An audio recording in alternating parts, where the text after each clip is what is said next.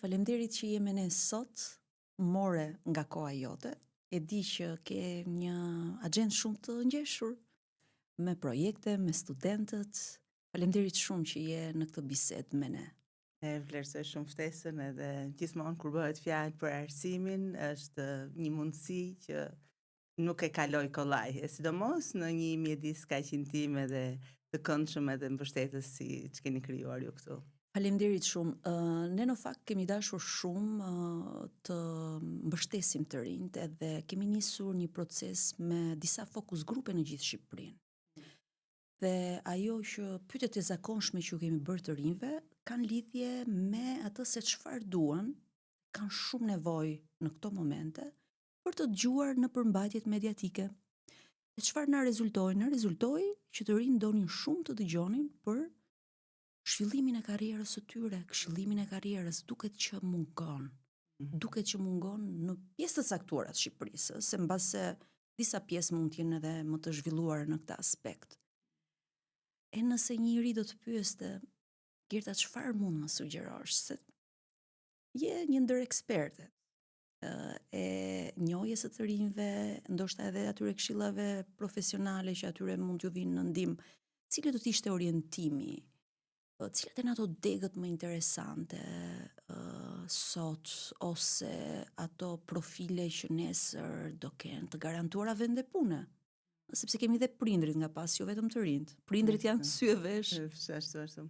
Është pyetje shumë e vështirë për t'ju përgjigjur. Në fakt ka ndodhur gjëra të mira, këshillimi i karrierës ka filluar të kuptohet që është shumë e rëndësishme. Dikur bëhej në mënyrë shumë sporadike, rastësore nga prindër që pyesin lart e poshtë, ashtu siç po bën ti tani, apo mësues kujdestar, më të kujdesshëm, sepse marrëdhënia me mësues kujdestar është shumë interesante, është një sinergji shumë e vlefshme që duhet shfrytzuar mirë, por që jo domosdoshmërisht janë të informuar. Tani kjo ka filluar të organizohet në mënyrë më të strukturuar, është ende herët, sepse ky është viti i parë, sapo po mbyllim vitin e parë, kështu që ende nuk kemi të dhëna se si po shkon. Por nga ato çfarë un kam parë në terren, shoh që po impenjohen ndryshe, këshilltarët e karrierës janë në përshkolla, janë të gatshëm për të krijuar mundësira, kontakte,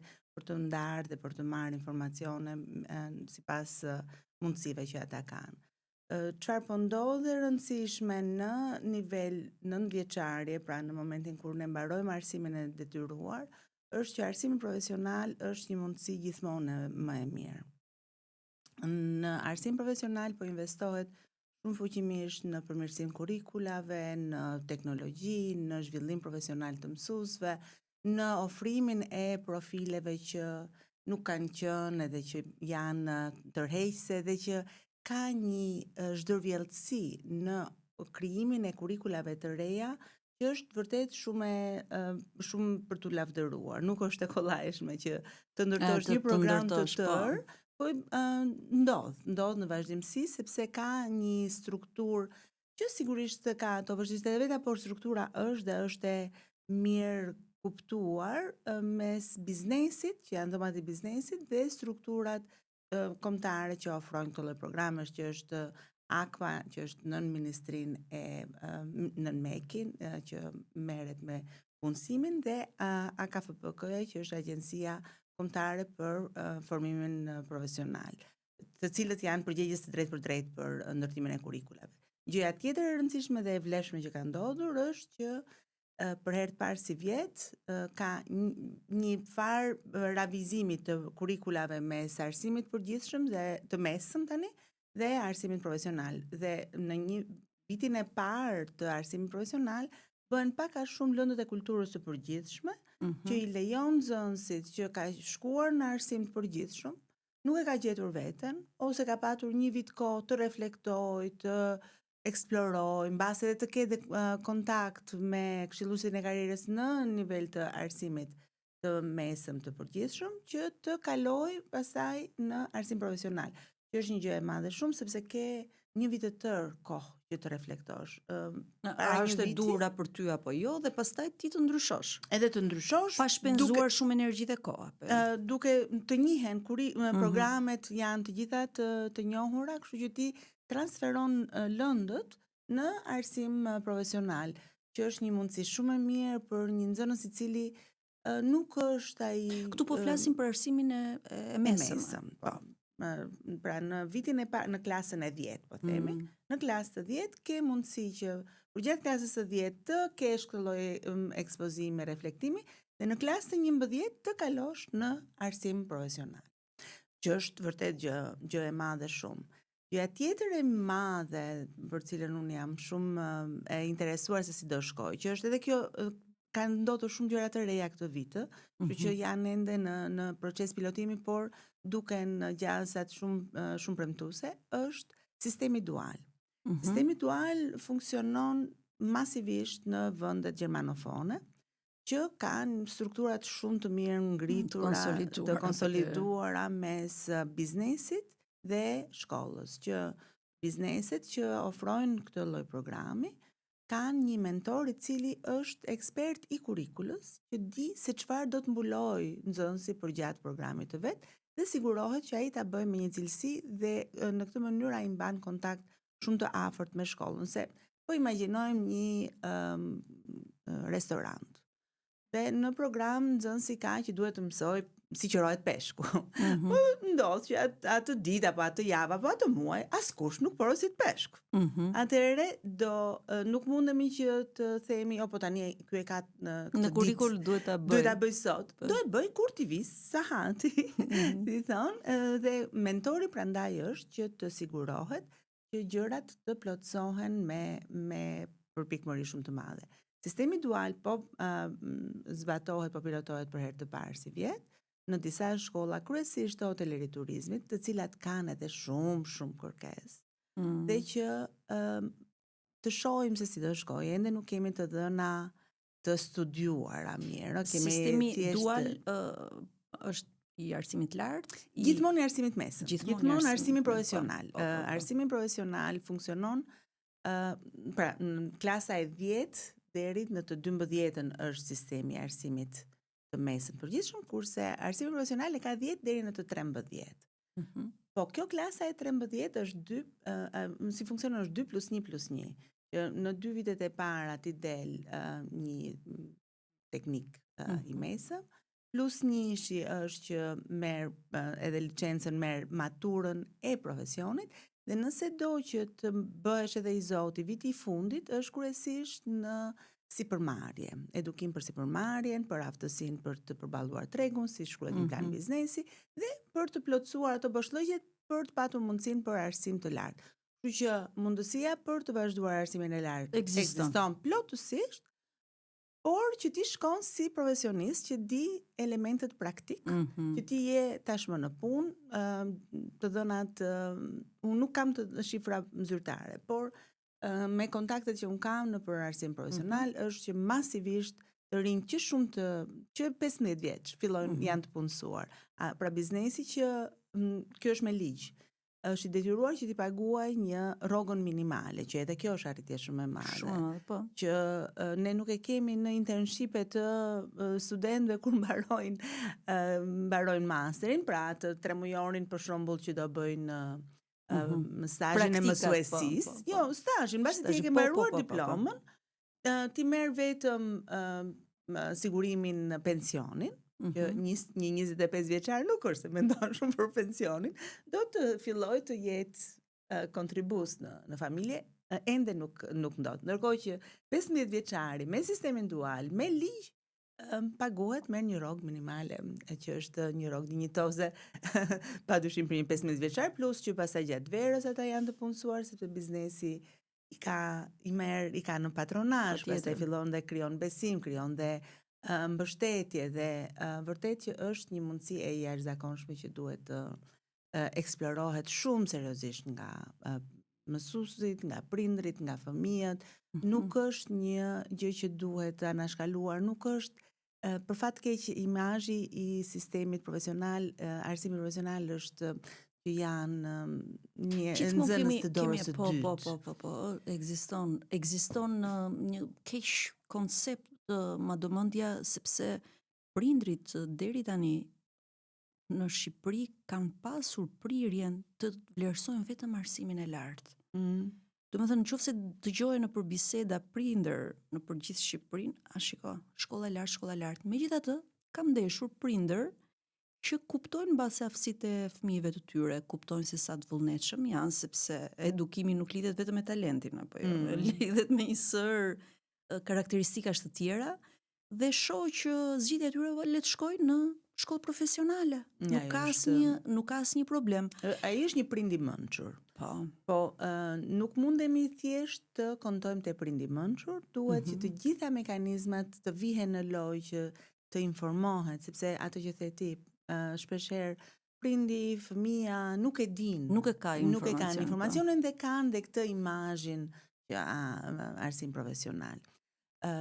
Cilësisht kemi një hop shumë të ndjeshëm për mirësimi. Po flisja me një biznes në Vlorë, një restorant buz në Lungomare, që po thoshte dikur shkolla profesionale ishte për ata që ishin hiç, që në vend që të rrinin të hanin fara në breg të detit, shkonin në shkollë, pa asnjë vlerë. Tani është vërtet hapje e horizonteve të jashtëzakonshme. Mundësitë që ka arsimi profesional për të krijuar, për të shkuar me Erasmus që në shkollë të mesme, që ti e provon se çdo të thotë të jesh i punësuar në Gjermani, të jesh i punësuar në Kroaci, dhe të kuptosh që po vërtet ti e merr rrogën.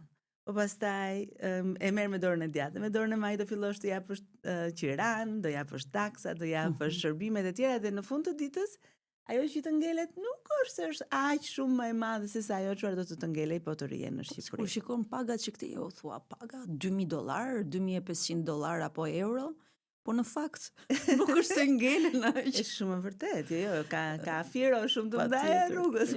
Nëse konsiderojmë që qiraja është €1.000, do me thënë taksat janë €500, atëherë çfarë ngelet?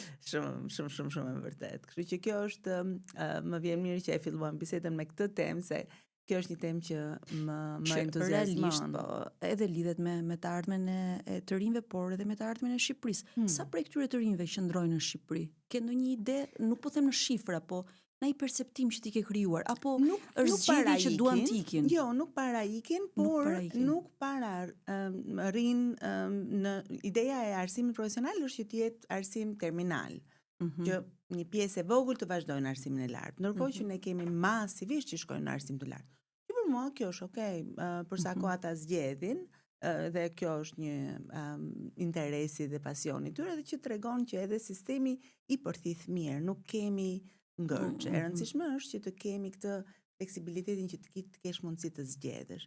Dhe shpeshherë kemi disa blokada që janë artifica, që janë të pashëndetshme në fund të ditës, sepse vërtet i presim avenirin një të riu që, po themi, një adoleshent i cili nuk ka qenë akoma shumë i bindur për drejtimin e vet, dhe nuk ka patur një mesatare shumë të lartë.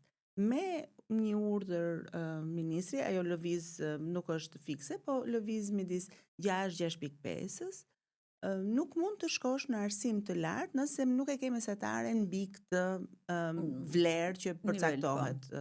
Që thua shumë mirë, sepse unë dua që të kem cilësi. Mirë po, nëse ti ke mesataren 6.5, ajo mesatare është e cimentuar. Ti nuk ke asnjë lloj mënyre që thuash, në fakt se kam për punën mirë, unë do i kthehem në arsimin e mesëm, edhe do bëj vitin e fundit apo provimin e fundit, nuk ka asnjë lloj mekanizmi që ti të reflektosh dhe të kthehesh mbrapsht. Vetmi mekanizëm është që ti të shkosh në ato që quhen shkollat të larta teknike, 2 vjeçare, që është shumë mundësi e mirë dhe ajo, po prapë se prapë është terminale, nuk është që unë këtë 2 vjeçarin të mund ta përdor për të përmirësuar një pjesë të performancës time, që të shkoj më mbrapa. Çfarë do sugjeroje ti tani? Patjetër që sistemi duhet të jetë fleksibël, në çdo moment duhet të ketë hapësira kapërcimi, me cilësi, me kontroll maksimal, por me mundësi që të mos kemi blokadë, sepse imagjinoj, dikush që ka mbaruar me 6.51 mundet të shkojë. Dhe ai që ka mbaruar me 6.49, dhe tani ne dim se si vendoset nota dhe diferencat edhe në lokacione të ndryshme të Shqipërisë, e dim të gjën. Ore, edhe njëjti mësues në klasa të ndryshme, kur e ka klasën një çik jo nuk ka vlerësim objektiv 100%. Po nuk është e mundur, nuk kemi farmaci. Ne nuk I kemi ato përmasat për farmacit dhe farmacit gabojnë. Mos futemi te farmaci. Le të mos atëherë. Po si jemi inteligjencë artificiale ose nuk e di, si jemi teknologji. Ka gjykim. Patjetër vlerësimi ka gjykim. Kështu që lënia e hapësirës për të reflektuar, për të rritur, për të maturuar dhe për të rikthyer veten pastaj dhe sistemi ti kontrolloj gjatë rrugës edhe të jo të japi baterica, por të japi mundësi. Në këtë mënyrë shpesh herë kemi disa blokada që nuk është se të ndihmojnë, që nuk e suportojnë shumë të riun, po në këto shkolla profesionale. Cilat janë ato tegët, ato profilet që ti do gjykoje që sot, se për shembull përmende Vlorën, hotelerik turizmin, a është një profil që ja vlen për të provuar?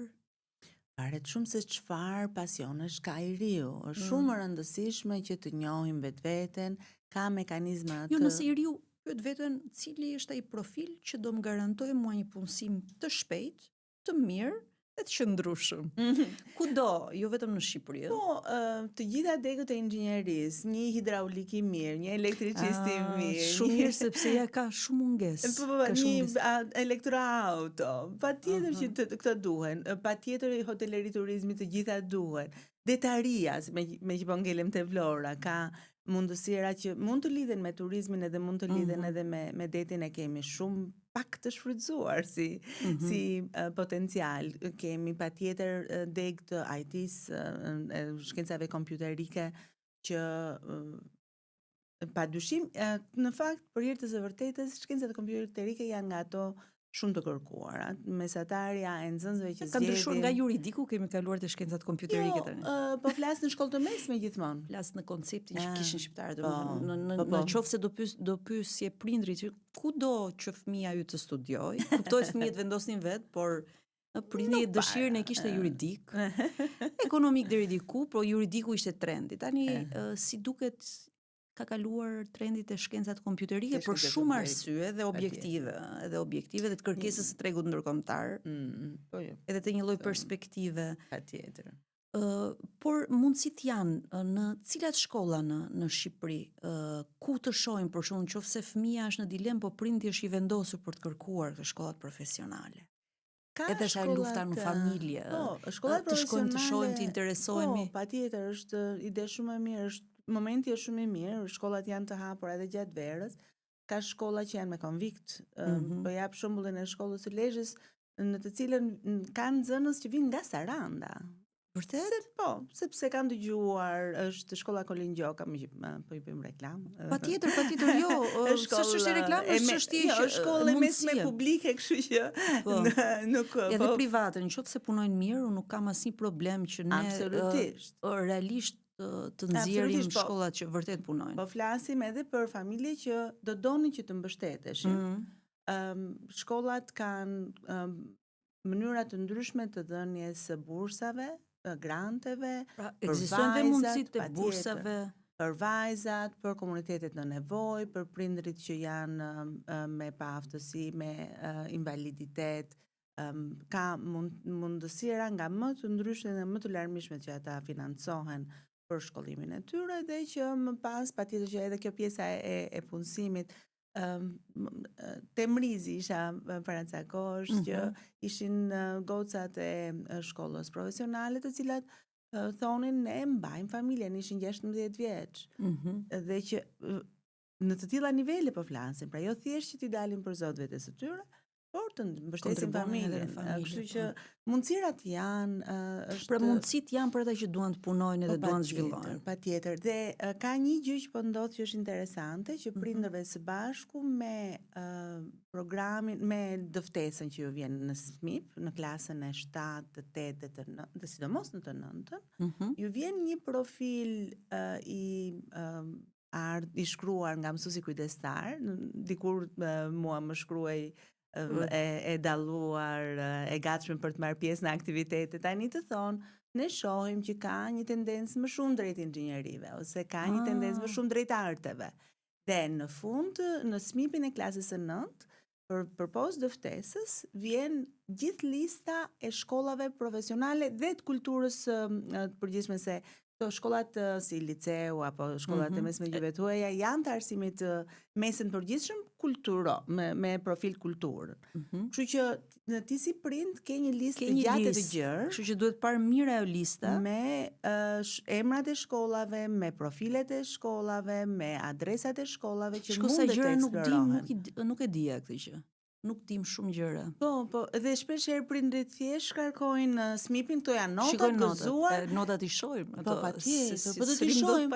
Po patjetër do I shohim, edhe mirë bëjmë që t'i shohim. Por kjo interesante në klasë të 9, pra të vjen lista e shkollave probabël të mundshme që e të gjitha opsioneve që ti ke, edhe private edhe publike.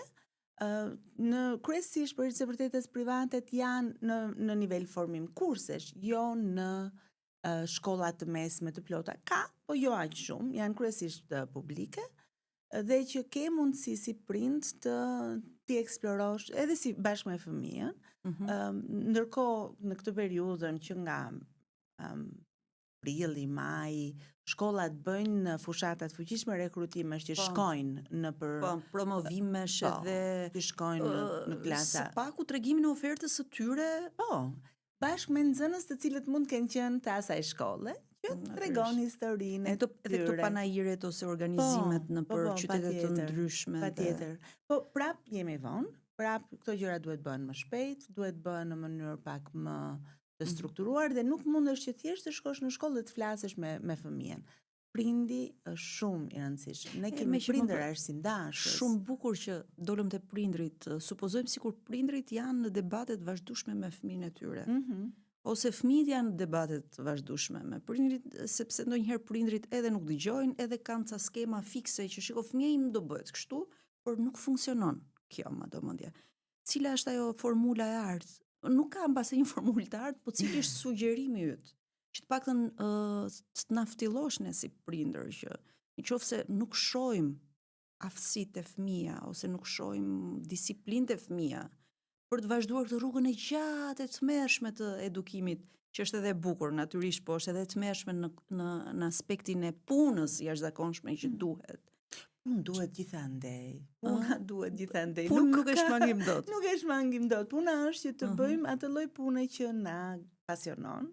Edhe që ti shohim hajrin, të flasim me popullorçe, që të kemi mundësi që të ndihemi të mbështetur. Unë shoh një mbetje pas në arsim të lartë. Arsimi I lartë ka mbetur te ajo kupola e vet e kristal. Pse na I thua këto të vërtetat kaq bomb kështu? Kaq mbrapa kemi ngelur, po kemi ngelur. Edhe matjet e thonë. Jo, është e vështirë që të ndryshosh. Është arsimi I lartë, duhet lëvizi, sepse duhet të jetë, që të jetë cilësor, duhet të lëvizi me këpucë hekurit. Duhet kemi këpucë hekurit kur lëvizim, që duhet jemi shumë solid kur e bëjmë. Po që kjo nga ana tjetër ka kostën që nuk mund të jesh aq I përshtatur me tregun. Tendencat janë që të kemi përmirësime në nivel kurrikulash, në nivel programesh, por që të hapësh një program të ri, është një luftë shumë e gjatë dhe shumë impenjative. Ndërkohë që arsimi duhet bësh kërkimet e tregut, duhet shohësh konkurrencën. Tregu është shumë I vështirë për t'u lexuar. Ne nuk është se kemi një vend ku të kemi të dhëna të konsoliduara, të qartësuara mbi çfarë po ndodh, cilat janë tendencat. Ne kryesisht ecim me informacione që ne I mbledhim në nivel social, që sigurisht ato nuk është se janë aq të qëndërzuara. Ne akoma jemi një ekonomi shumë tranzitore, me shumë rastësor. Ne jemi shumë guximshëm, marrim përsipër hidhemi, bëjmë, por gjasat që të dështojmë nuk është se janë të vogla. Kështu që ka qenë e prekshme pas pandemisë shumë, sidomos ai kaosi I jashtëzakonshëm që u krijua në sistemin e edukimit. Nuk e di, unë e kam prekur më shumë pas pandemisë, ose gjatë atë vitin e parë, vitin e dytë. Është bërë më keq tani apo si e gjykon? Tani është stabilizuar. Ai është pandemia ka qenë në nivel global një kosto e jashtëzakonshme.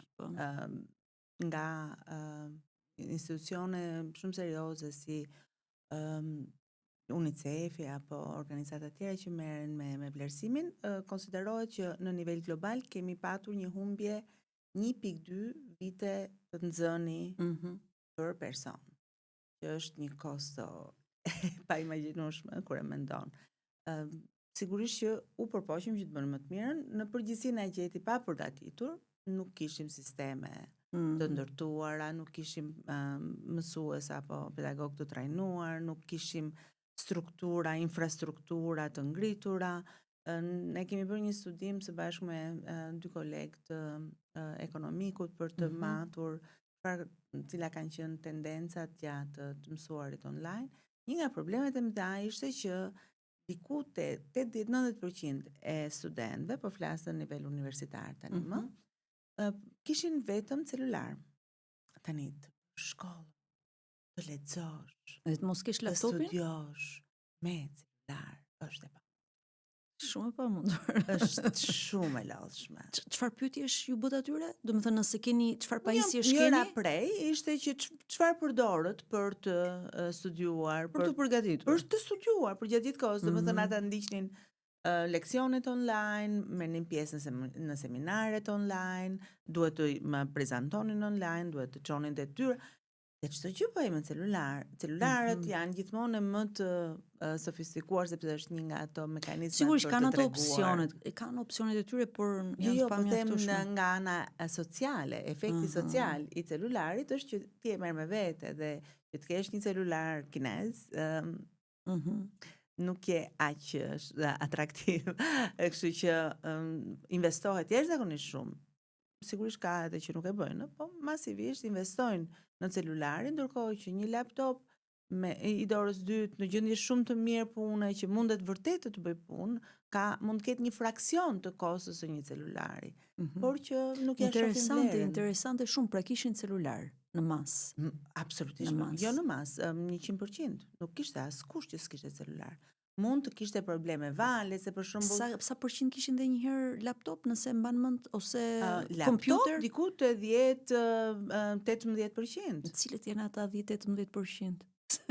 Duket që ata ju pyetët tek studentët. Dhe në studentët pyetja ishte në te publiku, privati, ishim në publik në Universitetin e Tiranës, dhe pyetëm ekonomikun, që do thuash ekonomikun, do kenë në te shkenca sociale, në fakultetin e gjuhëve të huaja.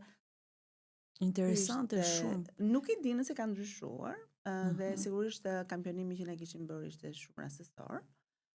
Sepse ishim vetëm në Universitetin e Tiranës, po unë nuk e besoj se gjendja ishte më e mirë në universitetet të tjera publike. Nuk e di në universitete private, sepse unë di që ka universitete private që e kanë shumë të mirë ndërtuar mekanizmin e infrastrukturën.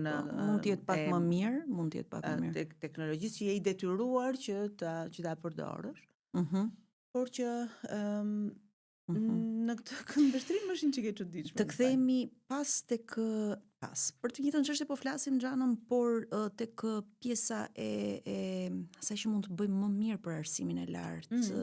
Para disa kohësh kam prezantuar një punim në një konferencë që a kemi dështuar me edukimin apo jo. Dhe natyrisht i thash, isha pas pandemisë, mbase ka qenë viti i 7 që unë jepja mësim, dhe normalisht e ke parasysh trendit çfarë ju ndodh pedagogëve të rinj. Një 5-6 vitet e para janë shumë optimist. Shohin vetëm më të mirën, edhe bëjnë më të mirën. Pastaj presin që dhe brezat të kthejnë diçka pas, edhe sistemi të kthej diçka pas, ndoshta edhe energjia bie, dhe kjo përkoi shumë me pandemin.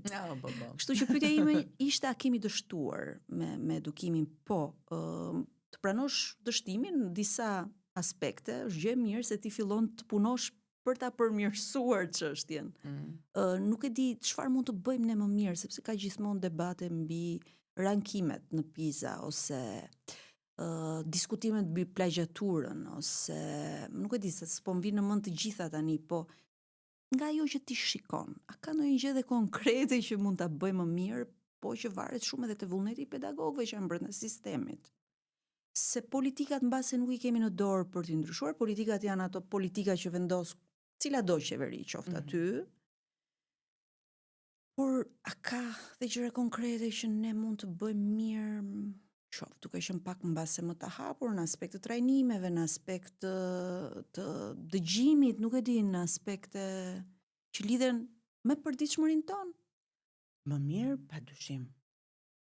E mira s'ka fund. Po tani po mendon cilat janë ato gjërat që mund të jenë më të parat. Patjetër, po është cilësia është një fjalë shumë e madhe dhe shumë komplekse dhe që ka kaq shumë shtresëzime aty brenda. Dhe shpesh herë ne përputhemi me ose I përshtatemi studentëve apo nxënësve që kemi përballë dhe I japim fokus mesit.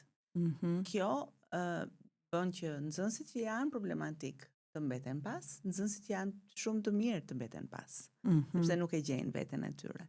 Kështu që unë nuk besoj në formula, nuk ka një gjë që fits të gjithë, që të na japi përgjigjen. Është një gjë shumë e personalizuar, është patjetër që ka nevojë për një llogaridhënie më të sistemuar, më të mirë strukturuar, më me përgjegjësi, që të mos mbetemi në dëshirën e mirë të pedagogut që të përditësoj kurrikulën, të përditësoj materialet, të njohë më mirë studentët, të përshtatet me çfarë po ndodh me tregun e punës në vend dhe të sjellë çfarë janë përvojat në botë që t'ua ndihmojë studentëve. Kjo nuk mund të ngelet në dëshirën e mirë dhe në vullnetin e mirë të individit. Llogaridhënia në nivel institucional është shumë problematike. Ne nuk kemi mekanizma që të mbështesim njëri tjetrin. Unë nuk e di nëse ty të ka hyrë ndonjë pedagog, ndonjë koleg në mësim. Mund të ketë pasur raste, po të rralla.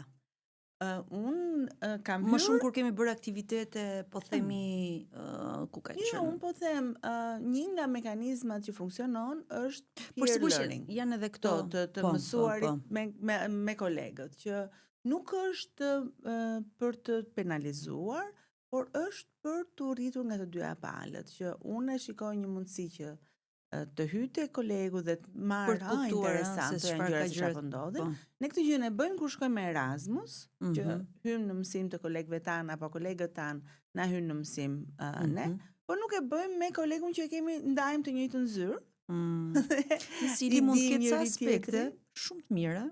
Qoftë edhe të lidhura me metodologjinë, po themi në mësimdhënie, se jo të gjithë ata që janë të formuar mund të japin mësim, është fush. Kjo është patjetër. Janë 3 elementë shumë të rëndësishëm: të dish çfarë, të dish si, dhe të dish në ç'mënyrë, me çfarë teknologjie. Kështu që tani dikur kemi pasur vetëm çfarë dhe si, domethënë ti je një shkencëtar I mirë, po them, apo të njohësh shkencën, të ditë si këtë gjën ta divulgosh, që të mundet studenti ta bëj të vetën, të ndërtoj strukturat e veta. Mua kjo fjala përvetësim më duket shumë një nga fjalët më të bukura në shqip, se bëhet personale, bëhet e imja. Ose brendësim, mund ta përdorim dhe brendësim të patjetër, është fjalë më bën përshtypje, kam pasur mundësinë që këto kohë të lëviz në universitetet e Europës dhe më bën përshtypje, sigurisht ne nuk mund të krahasohemi me universitetet e Europës që kanë vite tradite dhe sistemet. Jo tradite, disa e ngurtë që është, disa shumë të lodhë. Po ka dizavantazhet e veta, por çfarë më bën përshtypje është që ne në universitetet tona kur e krahasoj, sigur jemi në nxitime sipër. Do me thënë, edhe në qoftë se infrastruktura është shumë e mirë, po themi teknologjia, sallat shumë moderne, duke sikur të gjithë janë në nxitime sipër dhe nuk kanë krijuar një ambient pune brenda universitetit. Kështu siç I kemi, me kaq pak godina, nuk ka problem. Dhe nuk po kërkojmë kampuse të jashtëzakonshme. Por kur shkon në universitetet jashtë, ti gjen çdo gjë brenda universitetit. Njerëzit janë aty, punojnë aty, kanë çajin, kanë ujin, kanë mundësinë për të ngrënë ushqimin aty, sepse realisht e kanë ambientin e punës. Ne këtu jemi, do mbarojmë, do ikim, kjo tregon shumë. Gjithmonë me një shikim të parë, se natyrisht, nëse ti futesh aty brenda, shikon edhe këtë pjesën e dizavantazhit të traditës, një strukturë shumë e ngurtë që mbase do shumë kohë të lëvizi. Ne mbase këtë fleksibilitetin mund ta shikojmë dhe si avantazh, madhomendja. Mund të jetë. Elementi që përmende mua më shkon mendja te biblioteka. Ajo është që më dhëmb. Sepse edhe në institucionet kur e kemi bibliotekën, biblioteka nuk shfrytëzohet. Janë të varfra, janë të njoftuese, nuk krijojnë atë qoshkun, po që është edhe pjesë e kulturës. Kur studenti nuk shikon pedagogun e vet që të shkojë në bibliotekë, nuk mund pres që të jetë studenti që të shkojë. Unë gjatë studimeve. Po studenti mund të marrë këtë laptopin dhe të hyjë në sajtet ndërkombëtare të librave dhe mund të lexojë nga laptopi i tij, pra nuk është e thënë ta gjej këtë librin te biblioteka e universitetit. Jo, qartë, po ideja e ambientit të punës. Unë kam përshtypjen, unë kam pasur shkollimi im ka filluar në 90 cani në Zvicër, në Gjenev ku kam bërë masterin. Dhe pastaj jam kthyer mbas gati 15 vjetësh. Ç'ma hapi Zvicrën tani, do të pyes pak edhe për sistemin zviceran dhe çfarë bëjnë mirë në këndin tënd. Po, dhe çfarë bëjnë jo mirë. Edhe jo mirë. Ti themi edhe këto jo mirë që të qetësojmë pak veten si. Po. Dhe pastaj jam kthyer mbas 15 vjetësh për doktoraturën. Dhe sigurisht në teknologjia kishte bërë të vetën, por që sido që të jetë, unë shkoja dikur kisha kompjuterin stabil që shkoja punoja në bibliotekë, pastaj kisha laptopin tim që shkoja punoja po në bibliotekë. Biblioteka ka një magji në mënyrën se si na nxit edhe na ndihmon edhe na mbështet që të punojmë, që shpeshherë nuk e bëjmë dot në shtëpi, sepse shtëpia mund të jetë shumë distraktuese. Jo po të çohem, jo po pris, jo po sa të kafen, jo po se. Dhe çfarë po shoh me shumë gëzim është që bibliotekat e lagjeve kanë filluar që të kthehen te këto qoshket që nxisin nxënësit studentët që gjatë sezonit të shkojnë të punojnë atje, se atje do ulen dhe janë, nuk ka llafe, nuk mundesh që të përgjigjesh telefonit orë minutë sepse është ambient heshtje që të imponohet. Po janë shumë pak. Janë disa bërthamza të vogla, po ti shohësh këto bibliotekat e lagjeve, sidomos tani në sezon provimesh, shpeshherë studentët e marrin atë librin që do shkojnë, që kanë provimin e radhës. Dhe ka një vend që të fokusuar pa u distraktuar. Më mirë punon një 4 orë, është ajo që quhet të nxënët i fuqishëm. Që ti nuk lejon asnjë lloj elementi tjetër distraktues. Shpërqendrimi po. As e merr celularin me vete, se sigur një ping të bëj ai, ti do ta kthesh kokën. Do e kthesh kokën dhe ajo u shkëput. Edhe do kohë, ne na gënjen mendja me këtë idenë e multitasking, e përdorim shumë si terminologji. Truri jo nuk është i ndërtuar për multitasking. Bëjmë shumë gjëra, po i bëjmë të gjitha një çik më keq se çdo i bënim, po të bënim vetëm atë gjë. Dhe sidomos kur je duke mësuar, është shumë e rëndësishme që të jesh atje. Dhe të japësh kohë vetes që ta brëndësosh, atë termin që përdoret ti, që ta zbërthesh edhe që ta bësh tënden, që të mundet që të qëndroj me ty, jo thjesht për provimin e radhës edhe ta fshish, por të mbetet me ty, ato gjërat më të rëndësishme të mbeten me ty për gjatë. Jam dakord me ty, ne në Qytet Studenti në vitin 2002-2003, ose 2002-2003, kur unë kam qenë studente në vit parë, shkonim në Peshkopat, e quanim, ajo biblioteka e Qytetit Studentit, po do t'i që funksiononte shumë mirë, sepse uleshim, punonim, dhe dilim me rezultate shumë mira, pra ishim të fokusuar, sigurisht se kishim këtë shpërqendrimin që ka sot teknologjia, sepse kishim ato celularët Samsung, Siemens, Nokia, do me thënë, na vinte ndonjë zile dhe kaq, sot është më problematike marrëdhënia me teknologjinë, por që ka funksionin e vet. Por kur të thash për universitetin, kisha edhe për stafet akademike. Jemi shumë në nxitim, mbarojmë punën dhe ikim, por gjërat e mira nuk bëhen ashtu, madhomendja. Duan kohë, duan përqendrim, duan dhe një ambient që të krijojë mundësinë të punosh. Unë pa kafe nuk punoj dot. Kudo që të më të shosh. Kështu që secili nga ne ka ato ritualet edhe pritshmëritë e veta. Po më thoshe që parë lidhur me arsimin profesional, diçka shumë interesante që mund të ketë bursa dhe për komunitetet. E ke fjalën për komunitetet rome, egjiptiane, Po, edhe. edhe. Për fëmijët me nevojat veçanta, patjetër, po edhe për komunitetin Di rom. që një edhe këtë aspekt edhe këtë marrëdhënien që komunitetet kanë me edukimin. Çfarë mund na thuash diçka më shumë? Gjithmonë ka qenë diskutimi se sa ne si shoqëri suportojmë komunitetet. Kështu që po flisim për komunitetin që është shpeshherë lufton për mbijetesë. Kështu që është shumë e tepër që të kërkosh që në këto kushte ne të kemi prindër të përkushtuar që të projektojnë çfarë fëmia e tyre do bëjnë mbas 20 vitesh apo 15 vitesh. Edukimi profesional mund të ishte një opsion apo jo? Pa dyshim, por që të shkojmë deri te edukimi profesional, ne shpeshherë kemi sfidën e mbarimit të arsimit të detyruar, sepse që të regjistrohesh në çfarë do lloj forme tjetër të arsimit, qoftë edhe kurse 3 mujore, ti duhet të kesh mbaruar arsimin e detyruar.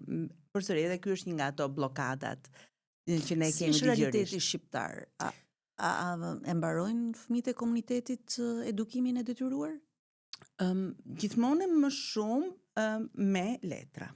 Kemi një problem shumë të madh që është që shpeshherë fëmijët e marrin notën, e marrin në atë dëftesën me përkeqardhje, edhe për justifikimin, po ç'a të bëjnë ai shkreti. Ndërkohë që mund edhe të jenë analfabet funksional, mund të jenë me aftësitë të lexuarit të klasës së 3 të 4 dhe kanë mbaruar klasën e 9, dhe që sigurisht që këto lloj aftësish harrohen me kalimin e kohës, si çdo gjë, kështu që rreziku për një analfabetizëm të plot është shumë i madh. Dhe nuk është se është një gjë e re, komuniteti, sidomos komuniteti rom, mund të jetë në nivele, ka komunitetet të tëra që mund të jenë diku te 90% apo më shumë e komunitetit që është analfabet. Kështu që duhet të krijohen ato kurset kundër analfabetizmit që kemi patur dikur, mund të mos ja quajmë të tilla, por të jenë disa struktura që të krijojnë mundësi që në çfarë do lloj moshe ti të mund të fitosh aftësitë bazë të jetesës, që bëhet fjalë për aftësitë e lexim-shkrimit, aftësitë matematikore dhe aftësitë teknologjike ditët e sotme, që janë të domosdoshme.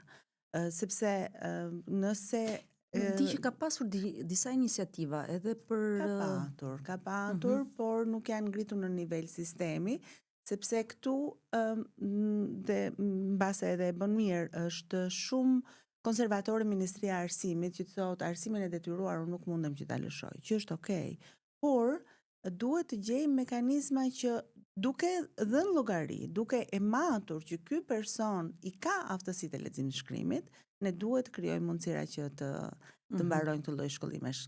Për shembull, nuk është çudi që ti të mos e dish që ekzistojnë këto që quhen klasat e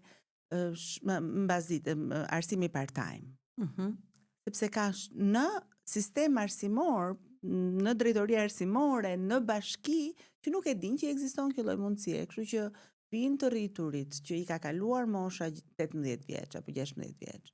Dhe thonë unë dua që të regjistrojmë në një kurs, po unë nuk e kam diplomën e arsimit të detyruar, atëherë është krijuar si mekanizëm që ty të njihen aftësitë e jetës deri në klasën e 7, bëhet një provim hyrës, dhe ti mundesh që të vazhdosh këtë kursin part-time për të mbaruar arsimin e detyruar. Interesante, do me thënë, ekziston ka dhe kjo mundësi? Ekziston në çdo ZVA, dhe zakonisht është në qendër qytetit. Kjo sigurisht është për pak problematike, sepse imagjino dikush që jeton në Kamës, që ka familje, që është një grua që kujdeset për 3 fëmijë, që kujdeset për shtëpinë, kujdeset për ndoshta vjerin e vjerën, dhe burri që vjen në shtëpi në ora 4 dhe gruaja tani që duhet niset në ora 4 që të shkojë në shkollë. Shkolla bëhet part-time, kështu që nuk është për ditë, është 3 herë në javë. Duhet paguash, nuk e di se sa bileta autobusi që të vish deri në shkollë, duhet kesh libra dhe shkolla është po shkolla e kalamajve, që është shkolla ku ulen fëmijët e Mm. klasës së 5 apo të klasës së 6, për shembull në Tiranë në shkolla Lidia Prizrenit, Mhm.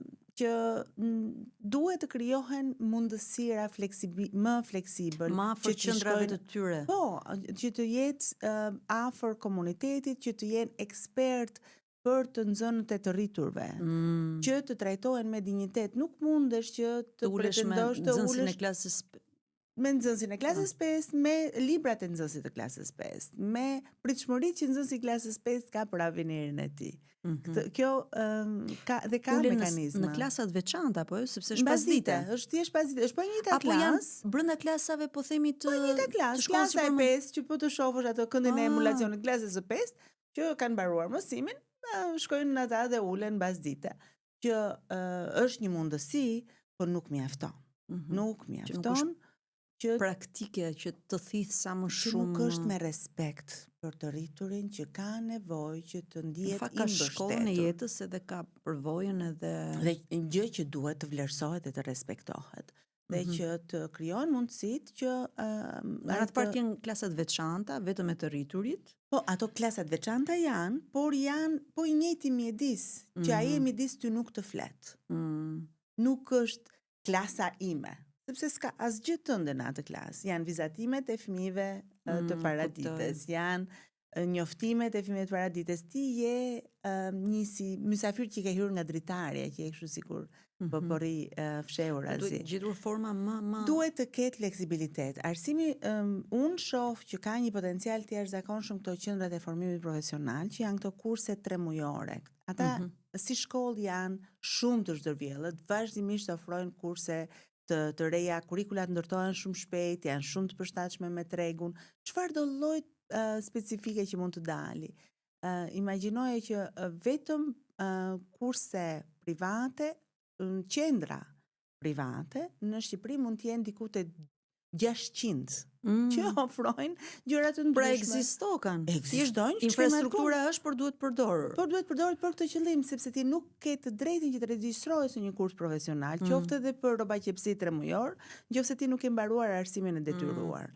Duhet të kontrollohet, pra në fund të ditës ai duhet të tregojë që i ka aftësitë e lexim shkrimit, dhe ka modele në botë që funksionojnë në këtë drejtim dhe që janë mekanizma që nxisin këtë fleksibilitetin për të mësuarit gjatë gjithë jetës. Sepse një person që nuk i jepet ky lloj shansi është barr për ty, për mua, për fëmijët tanë.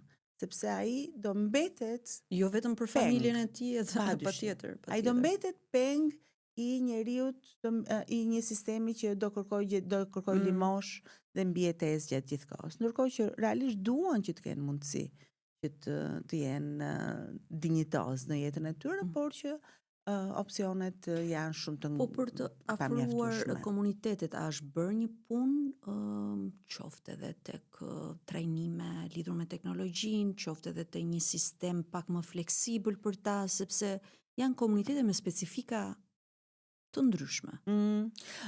Tani, çfarë po ndodh për shembull me këtë që quhet edukimi i kombinuar ose blended education? Po ta themi i kombinuar në shqip se është tingëllon më bukur, i kombinuar. I kombinuar, që është përdorimi i teknologjisë. Teknologjia është magji. Po të dihet të bëhet mirë. Ka një, nuk më kujtohet autorit, do ta çoj me të shkruar, që thuhet që teknologjia nuk mund të zëvendësojë mësuesin, por teknologjia e duhur në duart e mësuesit të aftë mund të jetë revolucionare. Dhe teknologjia mund ta bëjë shkollën interesante, zbavitse, lojcake, të lidhur me realitetin, të përshtatur me që të japi mundësinë që të hysh te mikroqeliza dhe të shohësh makrokozmosin, dhe këto lloj mundësirash ndihmojnë që nxënës të cilët në kontekstin e tyre social, emocional, nuk janë shumë të shtyrë drejt librit, të kuptojnë që mund të jetë pasionale që të mësosh. Të mësosh mund të jetë interesante. Që të jap ato horizontin, duke e prezantuar në këtë formë. Patjetër, edhe ta bëj shkollën të dashur. Thua, hajde këtu. Eja. Sepse po erdhi nxënësi, mësuesët do punojnë. Sigurisht që nuk ka është ajo shpreha pyll pa dera nuk ka. Sigurisht që ka mësues që mund të mos jenë aq të zot, por masivisht, sidomos mësuesët që punojnë afër komuniteteve, vërtet që bëjnë një punë shumë të madhe që ta mbajnë të lidhur nxënësin. Por mekanizmi i shpjegueshëm nga ana psikologjike e komuniteteve të shtypura është që kur fëmia ndihet sadopak i kërcënuar, i bullizuar, po qoftë edhe thjesht sepse kështu e lexon, zgjidhja është mos shko, ik, lërem. Nuk është se shkon që të përballet, që të kërkoj për llogari, të drejtën e vet, të drejtën e vet. Patjetër. Jo, nuk sepse ka mësuar me kohën që është e kohë që të kërkosh të drejtën tënde sepse nuk do të jepet. Kështu që mekanizmi masiv, padyshim që ka edhe nga ata që nuk i qëndrojnë kësaj lloji formati, po mekanizmi psikologjik është që të shmangesh, që të mos lëndohesh edhe më shumë dhe të thuash, kështu janë ata, kështu jemi ne. Ne do mbetemi, do ruajmë kulturën, do ruajmë gjuhën, ata le të vazhdojnë me shkollën e tyre. Po të shkojnë ne të dyja kulturore. Edhe duhet të studiohet, ne nuk është se kemi studime shumë të mira antropologjike për të kuptuar gjitha psikën e komuniteteve, të cilët janë të shtypur historikisht, por ama vëmë re dhe martesat e hershme. Patjetër. Brenda komuniteteve. Të gjitha janë element, janë element bijetese, janë element të zgjidhjes, heqjes së një goje për të ushqyer nga njëra familje dhe marrjes së një punonjësi pa pagesë në familjen tjetër. Janë nxitet shumë fort kjo ideja e respektit të dinjitetit të familjes, që të ruajmë njëri tjetrin, komunitetin, dhe që sigurisht që dëmtojnë shumë fort të riun.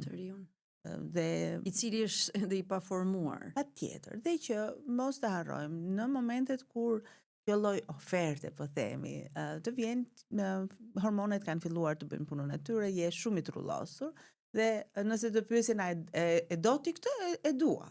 Çfarë do të thotë për një 13, 14, 15 vjeçar dashuria? Që të zgjedhësh partnerin e gjithë jetës tënde. Është një llaf Shë pa mundur ta zgjedhësh 13, 14, 15, mendoj. Gjasat jo. Shiko, dhe mund të ekzistojë. Nuk patjetër, sepse kemi nga këto dashuritë e shkollës mesme që funksionojnë pastaj perfekt gjithë jetës, po ti ende nuk di kush je vet. Ore, edhe në këtë moshë që jam unë që je ti, ende jemi në evolucione sipër dhe ndryshojmë. Dhe patjetër që është shumë mirë. Kemi të diskutimin me miqtë e ngushtë që unë i pyes gjithmonë, a do ishe martuar sërish me burrin tënd? Dhe kur më pyesin mua, unë ju them, tani që njoh veten, as me veten time s'do isha martuar, po të isha burrim. Do me thënë, mendoni sa dyshime kemi te vetja, tek ajo që jemi, dhe jo më tek tjetri, i cili është krejt një individ tjetër, në një mënyrë tjetër formimi, ka ndjekur një rrugë krejt tjetër. Patjetër, kështu që sfidat janë shumë të mëdha, komuniteti është shumë i nxitur që ta mbajë këtë lloj status quo-je, nuk di ta shpjegoj pse. Kështu që rastet e suksesit që nuk janë të pakta, por shtohen gjithmonë më shumë të rinjve nga komuniteti rom dhe egyptian që ja dalin të vazhdojnë shkollimin, janë sepse janë të mbështetur fort nga familja. Janë familje që mund të jenë, prindrit mund të jenë analfabet, por që din t'i bëjnë blokad këtij lloj presioni, edhe duke marrë përsipërkosën e alienimit, që në një komunitet që është në nivelin mjedis, është kosto e jashtëzakonshme. Kjo pjesa e të bërë gjithmonë më individualist vjen me përmirësimin e statusit ekonomik. Dikur kemi qenë shumë më të lidhur sepse kemi qenë më keq ekonomikisht, kështu që na duhej që ti kishim dy herë të hapur atë njëri tjetri që të shonin të merrnin farën e kosit apo pak sheqer, pak krip, se unë kam kapur për periudhë.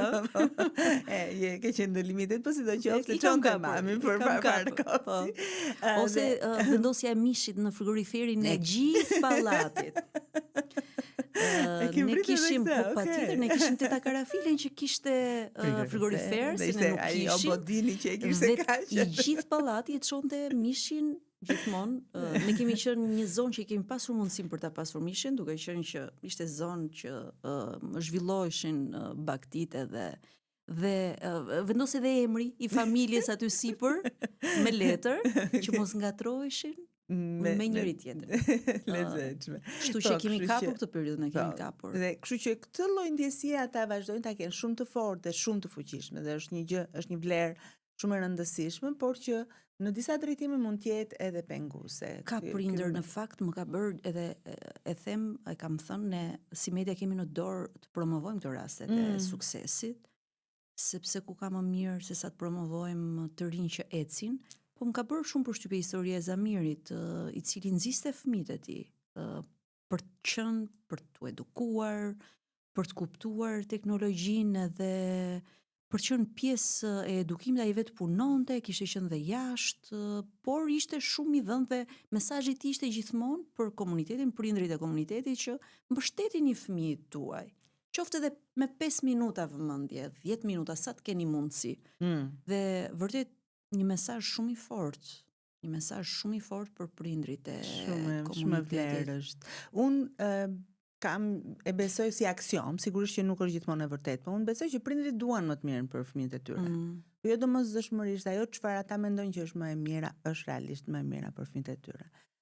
Sigurisht që ka pasur këto 30 vite përvoja kanë sjellë edhe modele që kanë dëmtuar mënyrën se si komuniteti funksionon, që për shembull këto pakot e ushqimeve apo pagesat që prindërve ju jepet kur fëmia shkon në shkollë, janë parë si mekanizëm i mbijetesës së familjes që prindi thot po dua unë që fëmia im të shkojnë në shkollë, sepse e di që këtë do të dëgjoj personi që i vjen nga komuniteti majoritar.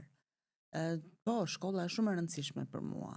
Dhe në momentin kur ti thua, shefe se fëmia jot ka munguar një javë, kështu që nuk ka për ta marrë paketën e ushqimit këtë javë, prindi thot të kërcënon. Ka raste, kam qenë prezent kur ka thënë nuk do ma japësh, atëherë unë nuk ta sjell më. Ty nuk ta sjell më. Nuk është që është një e mirë për fëmijën tim, unë po të sjell ty fëmijën që ti të dalësh mirë dhe duhet të marrë shpërblimin për sjelljen e fëmijës në shkollë.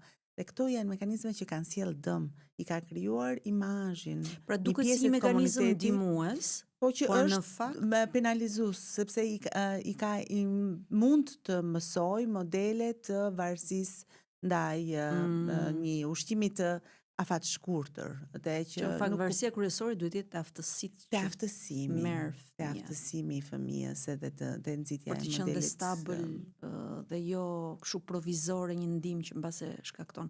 Po më thoshe për Zvicrën, edhe kur jemi takuar paraprakisht, më trego pak për sistemin atje. Tani, natyrisht nuk mund të krahasojmë prapë as me Zvicrën as me ndonjë. Po çfarë ka bërë përshtypje që funksiononte mirë dhe çfarë ka bërë përshtypje që ka dhe gjëra që s'funksionojnë mirë?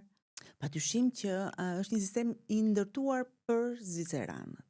Që do të thotë ka kulturën e tyre shumë të mirë, qartësuar, të brumosur nga modeli protestant i kulturës, që funksionon, që është shumë i ngurtë, shumë rigid, shumë i llogaridhënës, me shumë cilësi, që nuk i bën fare përshtypje që të thotë ti provon, nuk ja del, faleminderit shumë, mirupafshim. Ti nuk je për mua. Kjo është një gjë që për mua ka një kosto të jashtëzakonshme, sepse mesazhi që merr ti si i ri në stade të ndryshme të jetës, që ti s'bën, ti s'vlen, do kohë që ta rimarrësh veten, ndërkohë që unë besoj shumë te mbështetja. Të gjejmë mekanizma që të mbështeten, paralelisht duke gjetur mekanizma që ata të gjejnë, që i riu të gjejë vetveten, në çfarë do lloj stadi që ai është. Çfarë funksionon mirë, që mua më duket që funksionon mirë, është arsimi profesional, që është i ngritur në është ekselencë. Aty po flasim vërtet për ekselencë. Shkolla të pajisura me laborator fenomenal, me të gjitha strukturat që ti e i lidhur, me që po jepim shembullin e hoteleri turizmit, mund të ketë shkolla hotelin e vet. Dhe të gjithë procesin e ka shkolla që nga mikpritja, te hoteli, te gatimi, te shtrimi, te marrja e feedbackut e të tjera me radhë. ose më pas shkohet në biznes, më pas shkohet, kemi këtë lidhjen shumë të fortë që është e ndërtuar në nivel kombëtar të sistemit të mentorëve të biznesit, që është shkollë e ata janë punonjës që po shkollohen. Nëse në përgjithësi ne mendojmë që ne shkojmë në shkollë dhe punojmë anash që të mbajnë veten, në sistemin zisëran janë punonjës të vegjël, të trajtuar me shumë respekt nga ana e kodit të punës, që shkollohen nga ana tjetër. Por në çdo moment ka mekanizma të kalimit të urës, nëse ti do të rikthehesh në sistem akademik ose ti mundesh edhe të vazhdosh gjatë gjithë kohës në sistem profesional, shkon edhe deri në doktoratur, po në sistem profesional. Pra, ndërtimi i sistemit që ti asnjëherë nuk ndihesh i ngecur, sepse s'ke qenë mjaftueshëm i vëmendshëm apo i përkushtuar në një moment caktuar të jetës. Por ke versione. Ke gjithmonë opsione. Dhe ke gjithmonë mundësinë që të kthehesh mbrapsht dhe të reflektosh dhe të përmirësosh, duke mos çeduar asnjë fije nga cilësia. Ky është standardi që unë pres. Unë nuk do të jap mëshirë, nuk do të jap pateric. Ky është standardi. Nëse ti ka përcen këtë, shumë mirë. Nëse jo, pra nuk kanë ulur standardet. Steka është absolutisht e pa diskutueshme dhe që i bën që të kenë një krenari, madje edhe një mendje madhësi të madhe që mbase e kanë edhe të justifikuar. Steka shumë e lartë. Dhe është ai standardi i artë për shumë çka. Por që kur vjen për shembull si një prind i ardhurishtas që nuk e kupton si funksionon mekanizmi, gjasat janë, në qoftë se përqindja është diku te 70% që shkojnë në arsim profesional, diku te 90% e fëmijëve të emigrantëve të ardhurishtas shkojnë në arsim profesional, që tregon që nuk është se janë shumë të mirë informuar prindrit për si t'ia dalin që të ndërhyjnë, që të përfshihen në sistemin akademik, nëse ky është plani apo është ëndra. Por që është një sistem që funksionon për Zvicër. Unë nuk besoj në transplantime. Kemi provuar transplantime në këtë vend. Kemi marrë modele nga Amerika, nga Finlanda. Për edukimin e lartë, si mendon, cili është ai modeli ose ajo pjesë e atij modeli që mund na funksiononte? Ne? Në arsimin e lartë. Modeli i arsimit shqiptar duke ditur kontekstin dhe situatën. Me llogaridhënie shumë më të fortë. Ne kemi profesionistë të mirë, jemi një komunitet që e duam shumë arsimin, e përmendëm më përpara. Ne vazhdojmë të çmojmë shkollën. E duam, jemi arsimdashës, jemi. Na buron. Mbase është ndoshta edhe vetmja mundësi, Mbase, unë nuk e... Duke ditur që nuk kemi një traditë të trashëgimisë së fortë, ekonomike, pronësore, për shumë shkaqe. Për shumë shkaqe, patjetër arsimi është. Edhe është vetmja zgjidhje mbase. Është patjetër që duket që të jep statur, por duke i dhënë mundësi që realisht të kenë aftësi të zbatueshme në terren, në treg. Duhet të bëhen prova të vogla të përmirësimit të llogaridhënies për të përmirësuar cilësinë. Nëse ne nuk mbështesim njëri tjetrin për të përmirësuar cilësinë, do e kemi shumë të vështirë që të ndryshojmë. Ne në fund të ditës hyjmë në klasë, mbyllim derën dhe jemi ne dhe studentët tanë. Dhe ndërkohë nuk modelojmë si mund të përmirësojmë njëri tjetrin, çfarë janë ato teknikat që unë i bëj më mirë, ti i bën jo, ti mbase mund të mësojmë atë përvojën, le të mësojmë nga njëri tjetri. Le të mësojmë nga njëri tjetri. Përdorimi i teknologjisë.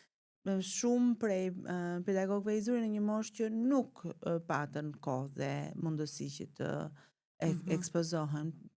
Është vetëm në nderin ton që të mbështesim njëri tjetrin, që të mësojmë.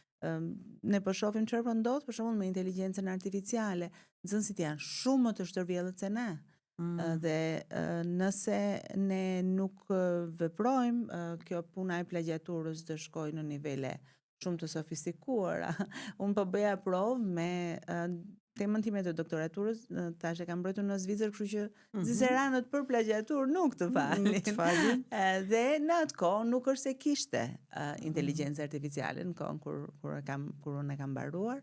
Dhe më nxirrte diku te 50% sigurisht e shkruar me inteligjencë artificiale. Është e njëjta gjë. Edhe unë bëra provë me një paper intim dhe u habita. Edhe ndoshta më pas me çfarë ke matur, me çfarë sistem, me çfarë programi. Chatit në chat e vura edhe më tha këtë dhe dikush më tha po mirë, ti duhet ta marrësh për kompliment. Që shkruar aq mirë. Sa inteligjenca artificiale t'ja gënjej veten sikur është e saja. Është shumë e rrezikshme që ne të mos veprojmë. Jemi shumë të vonuar në këtë drejtim. Duhet të ndërtojmë protokolle. Ne ende po flas në Universitetin e Tiranës nuk kemi një mekanizëm antiplagjature që dikush që dorëzon doktoraturën dorëzon edhe një raport të marrë nga një mekanizëm por që është i besueshëm dhe është aty, është pjesë e institucionit. Nuk e dim nëse është i besueshëm, është diçka që e sjell tjetri. Ndërkohë që duhet jetë një gjë e detyrueshme e institucionit, duhet që studentët të edukohen që ditën 1 kur do dorëzojnë një detyrë, që ta kalojnë. Kjo penalizon? Po, që ta kalojnë një herë në një mekanizëm antiplagjature. Ne nuk kemi, ne duhet të lypim lart e poshtë kolegët tanë të botës. Edhe më shumë kemi merakun duke qenë që firmosin vet tezat e tjera dhe ti në merak sepse vë në tavolinë autoritetin dhe dinjitetin. Shumë e vërtetë. Po autoritetin profesional dhe akademik në këtë rast, kështu që ti vetë si pedagog je interesuar. Unë u them gjithmonë studentëve të mi, shikoni, teza do kaloj në program antiplagjatur, do kaloj në detektim të inteligjencës artificiale nëse është përdorur apo jo.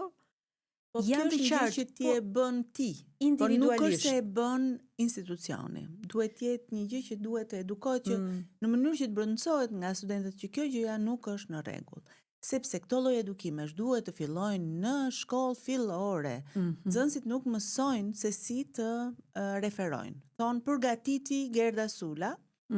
Po se nga e ka marrë Gerda Sula, nuk e di. Se çfarë burimesh edhe se çfarë. Dhe këto janë gjëra që duhet të edukohen që në klasë të 4 kur fëmia fillon shkruan gjën e parë, që lexova këtë gjën nga ky vend, këtë gjën tjetër nga ky vend dhe kështu e për ty punë, kështu e arriun ta përpunoj. Nëse ne nuk fillojmë të ushtrojmë që në këtë moshë do e kemi shumë të vështirë, studentët do vazhdojnë të vinë. Që kur vjen 18 vjeç ti ndryshosh. Po, është një çik vonë, nuk është asnjëherë vonë, po është një çik më e vështirë. Janë goxha më të ngurtësuar mendërisht që thot, po, unë e bëra, se unë e mora, unë e shkrova. Unë e pyeta ChatGPT-in. Unë e pyeta chatin kështu më tha, çka ke?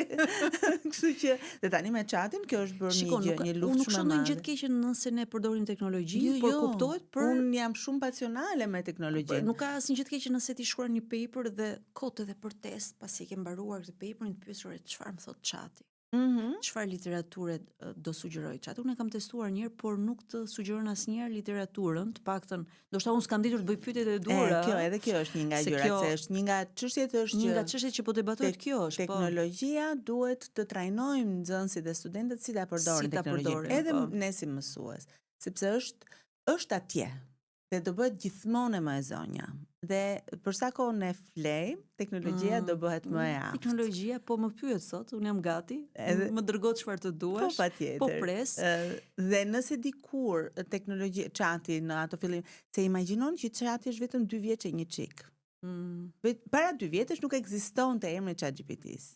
Do kur të rritet chati. Merë se ç'do bëj. Do jetë shumë interesant. Nuk e dim se kur e pyeta për burimet, sepse doja nëse më jepte burimet më të fundit po themi, ose literaturën më të përditësuar, sepse sigurisht ti duhet të kesh literaturë të përditësuar për të futur studimet më të mira dhe më të fundit, nuk e jepte. Po sepse ndoshta s'kam ditur ta pyes, por nuk e jepte dhe u ndjeva krenare tash. Sa mirë që nuk e jep, sepse kështu do kishim shumë konkurrent. Inteligenca, ki parasysh një gjë, inteligjenca artificiale ka shumë.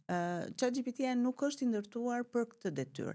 Por ndërkohë është duke u përmirësuar, ëh? Po. Kemi parasysh një gjë, që inteligjenca artificiale në fund fare është algoritëm.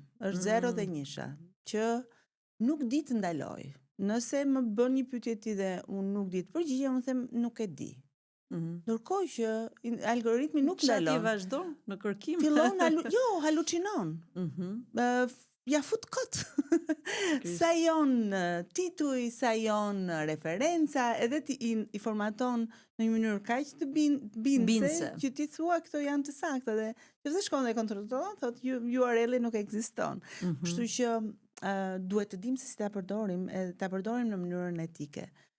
Unë kam filluar të përdor atë që quhet klasa e përmbysur, që në ana është një teknikë e re pedagogjike që po nxitet, që është në fakt e modeluar nga Akademia Khan Academy, ndoshta e kete dëgjuar, që ka bër qindra mira video të shkurtra që lidhen me mësimin. Dhe atë gjën që bënim dikur në klasë, tani e bëjmë në shtëpi, dhe atë gjën që bënim dikur në shtëpi, tani po e bëjmë në klasë, prandaj dhe quhet e përmbysur. Po. Pra çfarë bënim dikur në klasë, dëgjonim mësuesin që na shpjegonte mësimin. Tani, shpjegimin e mësuesit mundemi ta shohim me një video në YouTube që Khan Academy i ka dhe i ka shumë të mira, por i ka në gjuhë ende nuk i ka në shqip. Po mundemi t'i përkthejmë. Tani inteligjenca artificiale na lejon që t'i bëjmë këto përkthimet gjithmonë më të sakta. Dhe kështu që mund t'ja japim nxënësve shpjegimin konceptit në shtëpi dhe pastaj kur vim në klasë, punojmë që ta zbatojmë atë që dëgjuam që ta kuptojmë, që ta brëndësojmë, punojmë në grupe, zbatojmë ushtrimet, kështu që ato detyrat e shtëpisë ku nxënësi do përdorë ChatGPT-n, ne t'jemi atje, edhe kur ta përdorin teknologjinë, nëse do ta përdorin, ne t'jemi atje dhe ata të jenë të monitoruar dhe të mentoruar. Njëkohësisht duhet të shkojnë dorë për dorë monitorimi dhe mentorimi. Nuk mundemi që ta lëmë nxënësin vetëm, edhe pastaj vetëm t'i kërkojmë hesap që shife se ti e bëre. Por nëse ne nuk e mësojmë, ai ashtu ka për ta bërë. Dhe është kaq tunduese. Që do ta bëj tjetri? Më thuaj ti mua tani unë sot para se të vija te ty ndeza lavastoviljen. Sigurisht që do kisha harxuar ca minuta më shumë. Do kisha ardhur pak më me vonesë nëse këtë gjë do ta bëja me dorë. Pse të mos ta përdoron teknologjinë? Cila është e keqja e kësaj gjëje? Dhe nxënësit do ta përdorin teknologjinë. Por ne duhet që të jemi gati që ta mbështesim, ta mësojmë se si të përdoret në mënyrë etike, që kjo do të thotë që mësuesët duhet të përgatiten për përdorimin e teknologjisë. Atë thash, atë këmbën e tretë. Ne kemi folur për çfarë, që është shkenca, kemi folur për si, që është pedagogjia, dhe tani flasim shumë me cilat janë teknologjitë në këndvështrimin e pedagogjik të fjalës. Sepse nëse nxënësin e lëmë dhe bëjmë sikur nuk ekziston, ata do vazhdojnë të përdorin chatin dhe cilësia e nxënësve, unë jam e bindur, do bjerë, sepse ata bëjnë detyra shumë të mira që nuk janë të tyret. Dhe kjo do ketë patjetër që ka kosto. Pasojë. Po bën chati, po bën edhe në përgjithësi këto toolset e inteligjencës artificiale, po bën një punë të jashtëzakonshme edhe tek mënyra si komunikojnë. Dhe gjithmonë është ky diskutimi që të paktën me kërkuesit në Europë që komunikojnë aq mirë sa kulturalisht na vendos në pozitë, për shembull kërkuesit e Hollandës po ma thoshin këtë, sepse ne kemi një formë të caktuar ose gjermanët kanë një formë të caktuar të komunikimit. Edhe ndonjëherë jemi të drejtë për drejtë në mënyrën kur vlerësojmë kërkime të caktuara, papera të caktuara, kur themi shiko, këtë e ke bërë mirë, këtë nuk e ke bërë mirë, por sot po përdoret inteligjenca dhe toolset edhe për të vlerësuar kërkimin shkencor ose detyrat dhe projektet e studentëve. Dhe është një kontrast si vite aplikantëve për punë. Pikërisht.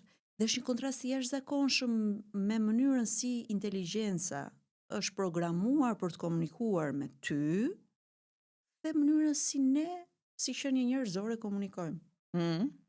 Dhe duket sikur vjen më e butë ai komunikimi, vjen më i butë ai komunikimi i inteligjencës. Është shumë po bëhet gjithmonë më i aftë që të përshtatet me gjuhën tënde. Pra fillon dhe mëson mënyrën se si ti flet, mënyrën se si ti punon dhe e shkruan gjithmonë më të afërt me mënyrën se si ti do e kishe thënë. Por pa u lodhur aq shumë, sepse nëse do shkruash një email ti thua lutem më shkruaj një email me si thua të lutem nganjëherë. Se ajo është e gjitha energjia. Nis direkt në temë. Ma dërgo këtë gjë. Këtë gjën me për këtë çështje me këtë punë, thjesht 2 pika dhe ta shkruan dhe ti e lexon dhe thua, okay, kështu do e kisha shkruar edhe unë.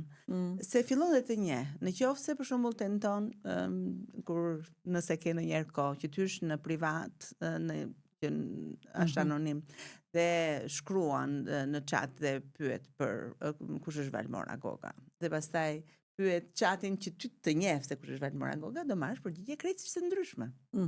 Sepse fillon dhe personalizohet në bazë të atij. Pra inteligjenca artificiale personalizohet dhe tani ne presim ndërkohë që arsimi të jetë gjithë i blok. Po s'është e mundur. Nuk është e mundur. Sepse nëse ka një gjë që unë besoj se do mbetet gjithmonë e pa negociueshme dhe që po flisim në fillim për profesionet që do të jenë për gjatë gjithë jetës. Ja, do ta mbyllim edhe me këtë.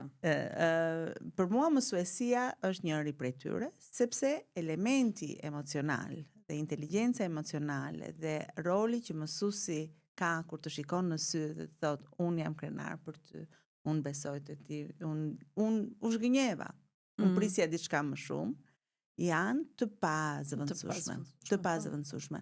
Thot Maja Angelu, ka një shprehje që mua më pëlqen shumë, thot nuk në fund të ditës dikush nuk mban mend se çfarë i ke mësuar, por nuk e harron se si i ke bërë të ndihen. Edhe unë e përdor këtë gjë dhe më pëlqen shumë. Besoj te kjo që po kemi bërë dhe gabime gjatë rrugës, mund kemi bërë dhe shumë të rinj të ndihen keq, ose mund kemi bërë punë të mira për të rinj që janë ndier mirë, po pyetja ime e fundit është se ishim disa minuta të mira.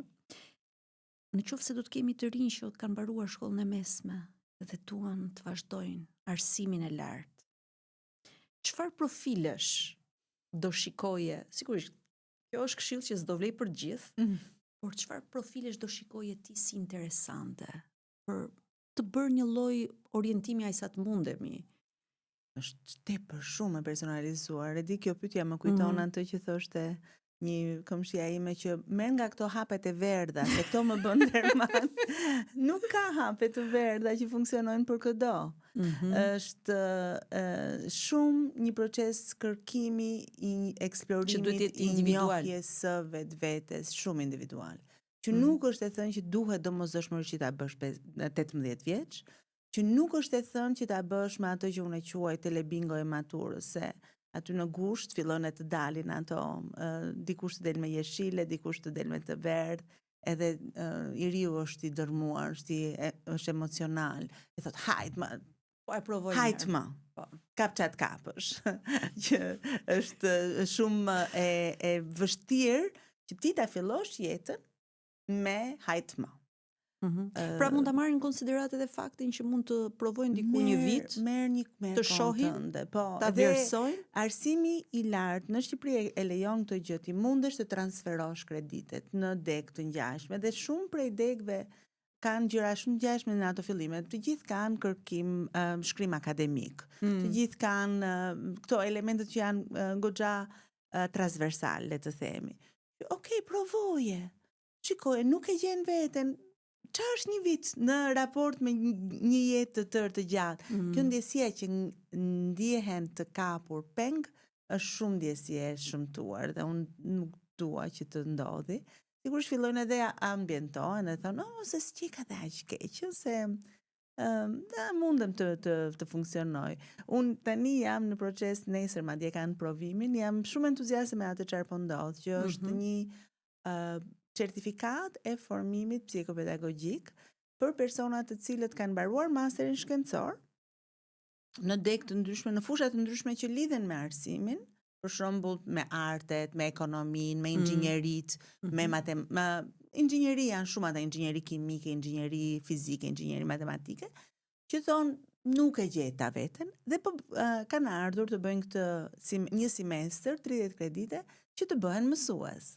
Dhe janë mosha shumë të larmishme. Shiko, Është dashur mundësi e pa mirë. dashur pa dashur e the sugjerimin tënd. I thash. Që është okay. mësuesia, kështu që E mirë pa, aty po është realisht mësuesia është shumë është e dashuri. rëndësishme, jo vetëm për pasionet që ne mund të kemi, po dhe për shoqërinë shqiptare. Padyshim. Pa mësues të mirë.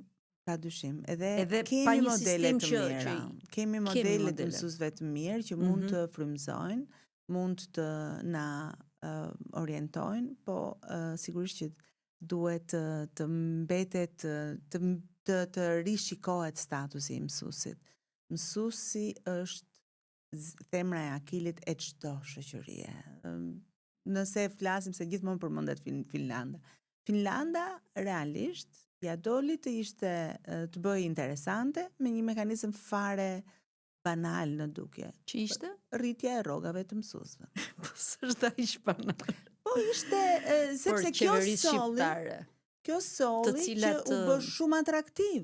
Dhe kjo nëse ne rrisim, pra ti siguron që pjesën shkencore e ke të mirë ndërtuar dhe ti ke për detyrë që ta mbështesësh që ai të ndërtojë si të japi mësim.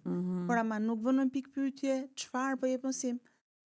Me siguri të gjithë kemi raste, anekdota të fëmijëve që vinë në shtëpi dhe nuk thonë që ju kam mësuar mësuesët, që i kanë mësuar gabim. Kështu që kemi bërë këtë lloj dëmi dhe ky është një dëm që ose do kosto shumë të madhe politike që të zhbëhet, ose do kishte një ndikim shumë pozitiv, sikur rrogat pagat të trefishoheshin për shembull. Nuk e di tani me çfarë do konsiderohej mjaft. Por që do ta nisim nga trefishimi mendoj unë dhe pas ecim. Tani hajde më atë lojën kam një kungulleshk.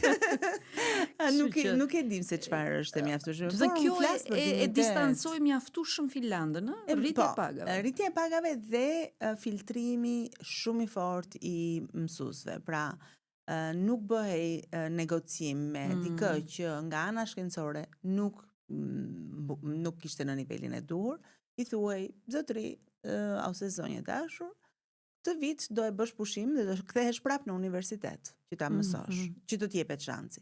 Nëse nuk ja del, faleminderit, po nuk mund të jesh mësues. Dhe ky është për mua diferenca shumë e madhe. Ku është e mira më e madhe? E mira më e madhe janë fëmijët, janë nxënësit, janë studentët. Nuk është e mira më e madhe që tani të ruaj me domosdo vendin e punës të mësuesit. Që ta mbaj me çdo kusht në punë, edhe kur kam 1001 të dhëna që nuk është i duhuri, sepse mund të bëj një dëm të jashtëzakonshëm. Për te gjithë teknologjive, për te gjithë kurrikulave, edhe për te gjithë dëshirës që mund të ketë mësuesi, por studimet flasin qartë, variabli më i rëndësishëm i cilësisë së shkollimit është mësuesi. Dhe kështu që le ta mbyllim me këtë. Faleminderit shumë Gerda. Të falenderoj shumë për ftesën. Shumë faleminderit.